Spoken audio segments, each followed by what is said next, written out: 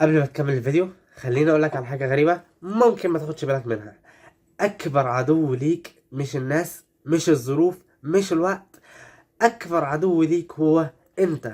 مش لانك وحش، بس لانه عقلك متبرمج بطريقة توقفك. لو الكلام ده لمسك كمل الفيديو، ما تنساش تشترك في القناة وتفعل زر الجرس. عمرك سألت نفسك يا صديقي المشاهد ليه بتبدأ بحماس وما بتكملش؟ ليه بتعرف الصح وما بتعملوش؟ ليه بتحلم بحاجة بس تفضل لسه في مكانك؟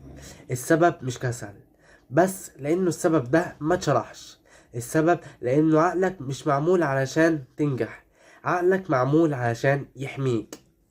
عقلك شايف انه التغيير ده خطر حتى لو هيغيرك للأحسن، علشان كده بيفضل الألم المعروف عن الألم اللي مش معروف.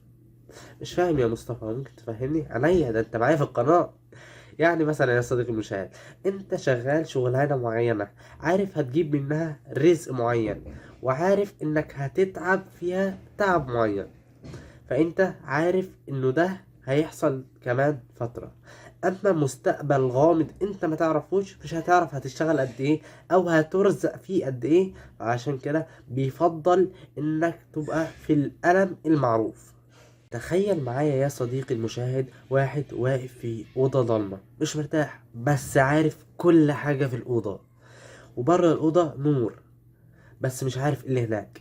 95% من الناس بتفضل في الضلمة. خليني أكون معاك صريح يا صديقي المشاهد، لو انت حياتك واقفة فمش علشان انت مش قادر، بالعكس، علشان انت ما اخترتش. الوقوف قرارك، التأجيل قرارك، السكوت برضو قرارك، بس المشكلة انه مفيش حد بيعترف بكده. التغيير يا صديقي المشاهد مش بيبدأ بخطوة كبيرة، بيبدأ بخطوة صدق. يعني مثلا انا خايف بس همشي. دلوقتي يا صديقي المشاهد اكتب الحاجة اللي ناوي تعملها النهاردة حتى لو انت خايف، مش بكرة، النهاردة. ولو وصلت لهنا يا صديقي المشاهد اكتب في التعليقات كلمة جاهز لو حسيت انه الكلام ده لمسك.